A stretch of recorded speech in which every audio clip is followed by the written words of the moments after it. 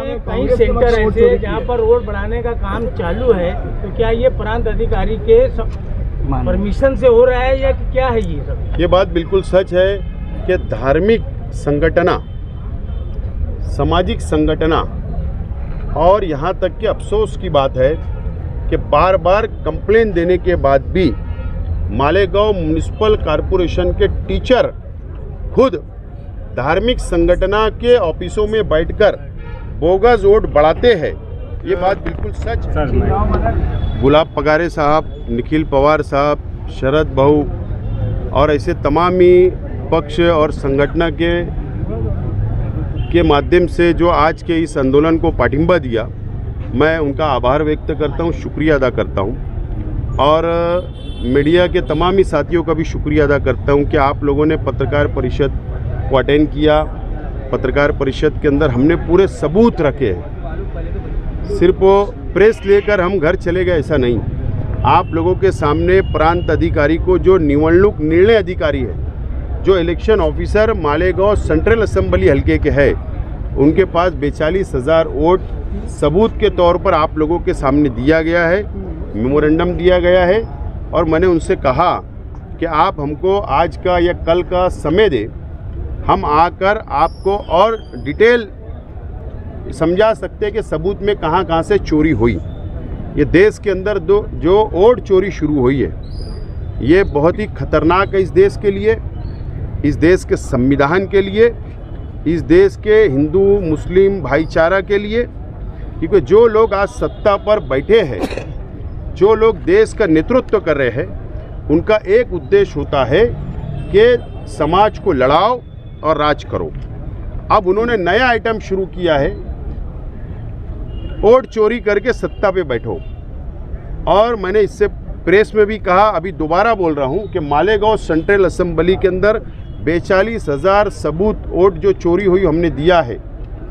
और मालेगांव मध्य के अंदर जो विद्यमान आमदार या जो लोग भी चुनकर आ रहे हैं, वो वोट चोरी के बिना पर आ रहे हैं और उनको भारतीय जनता पार्टी बीजेपी का आशीर्वाद है, शिवसेना का आशीर्वाद है और इसके लिए वो चुनकर आ रहे हैं। लेकिन ठीक है, एक वक्त आता है कि सच्चाई सामने आती है और ये वक्त अब आ चुका है कि सच्चाई अब सामने आ चुकी है और ये लड़ाई अभी हमने शुरू किया है। अब ये प्रांत अधिकारी के ज़िम्मे है कि आप वो लड़ाई को मालेगांव की हद तक ख़त्म करना चाहते हैं, वो डिलीट करके ख़त्म हमारी डिमांड को मान के, या अब ये लड़ाई को हमने गली से लेकर दिल्ली तक ले जाना है। हम मतलब हाई कोर्ट या सुप्रीम कोर्ट में हमको जाना पड़ेगा। ये अब प्रांत अधिकारी साहब के हाथों में है। हम आज हमने निवेदन दे दिया, हम 1-2 दिन इंतज़ार करेंगे। अगर हमारे अमल नहीं हुआ, अमल नहीं दिखा, तो इससे बड़ा आंदोलन खड़ा किया जाएगा। ये लड़ाई शेख आसिफ की नहीं है, ये लड़ाई इस देश के हर नागरिक के लिए है, इस देश के लिए है, इस देश के संविधान को बचाने के लिए है। मैं तमाम ही पत्रकार साथियों का शुक्रिया अदा करता हूँ, कार्यकर्ताओं का शुक्रिया अदा करता हूँ। तो मौका से एमएलए भी है, एमएलए छोटा है, विषय बहुत बड़ा है। ये देश का विषय है, संविधान का विषय है। वोट चोरी में सबसे अहम अगर रोल किसी का होगा तो वो बीएलओ का है, बूथ लेवल ऑफिसर का। तो इस पर सख्त कार्रवाई होना चाहिए, तो ही इसका कुछ नतीजा मिल सकता है। तो इस पर काम करेंगे क्या आप? मेरा यही मानना है कि वोट चोरी का रास्ता ही बीएलओ खोलते हैं। वोट चोरी का दरवाजे का ताले की चाबी बीएलओ के पास होती है। जनता तो ऑनलाइन सबमिट करती है, ऑनलाइन वोट बढ़ाती है, लेकिन उसको जाकर स्पॉट पर घर जाकर वेरिफिकेशन करना, उसको आइडेंटिफाई करना कि ये वोट सही है या गलत है, ये बीएलओ तय करते हैं। जब तक वो तय नहीं करते, वोट बढ़ती नहीं। तो रास्ता चोरी का बीएलओ ने दिया है और एक लीडर के आशीर्वाद से दिया गया है। बीएलओ के ऊपर मैं तो बोलता हूँ कि हमारे जैसे लोग, एक लड़ाई झगड़ा अगर छोटा मोटा हो जाता तो मालेगांव शहर के सरकार प्लानिंग का केस डाल देती है 120B। तो ये तो बड़ी प्लानिंग है, ये तो देश को तोड़ने वाली, संविधान को तोड़ने वाली प्लानिंग है। मैं तो बोलता हूँ कि फौजदारी बीएलओ पे कर दो 120B प्लानिंग के तहत, सब सामने घोटाला आ जाएगा। बराबर, ये मेरी डिमांड है, चाहे वो कोई भी समाज, कोई भी धर्म का हो। लेकिन अगर देश बचाना है, संविधान बचाना है, वोट चोरी रोकना है तो उसके लिए लड़ना पड़ेगा और उसको ऊपर उठ के लड़ना पड़ेगा। इसके लिए हमारी तैयारी है, इसके अंदर जिम्मेदार ये लोग भी है। दिल्ली की सरकार चोरी की सरकार है,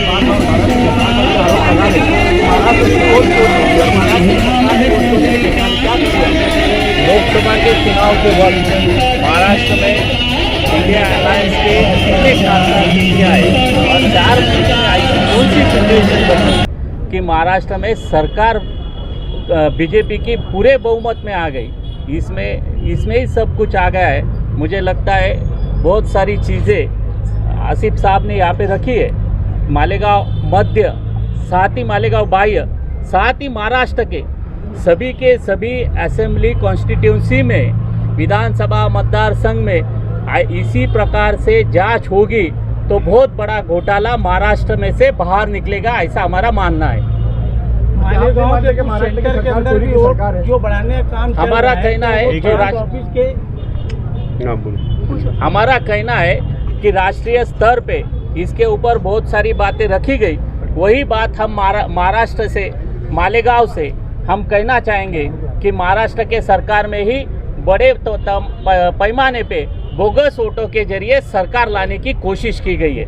बीजेपी आरोप लगा रही है कि मालेगांव में कई सेक्टर ऐसे जहां पर वोट बढ़ाने का काम चालू है, तो क्या ये प्रांत अधिकारी के परमिशन से हो रहा है या क्या है ये सब? ये बात बिल्कुल सच है कि धार्मिक संगठना, सामाजिक संगठना और यहाँ तक कि अफसोस की बात है कि बार बार कंप्लेन देने के बाद भी मालेगांव म्युनिसिपल कॉरपोरेशन के टीचर खुद धार्मिक संगठना के ऑफिसों में बैठकर बोगस वोट बढ़ाते हैं। ये बात बिल्कुल सच है और मुझको नहीं लगता कि प्रांत अधिकारी ने उनको परमिशन दिया होगा। और प्रांत अधिकारी से भी मेरी गुजारिश है कि ऐसे लोगों को पर भी लगाम लगाना चाहिए, ऐसे लोगों के ऊपर सख्त कार्रवाई होना चाहिए। और प्रांत अधिकारी ने एक गाइडलाइन आवाम के लिए डिक्लेयर करना चाहिए कि कौन से सेंटर से कैसी वोट बढ़ा सकता। ये अगर गाइडलाइन आ जाएगी तो ये जो गोरख धंधा है, जो वोट चोरी का धंधा है, ये बंद हो सकता है।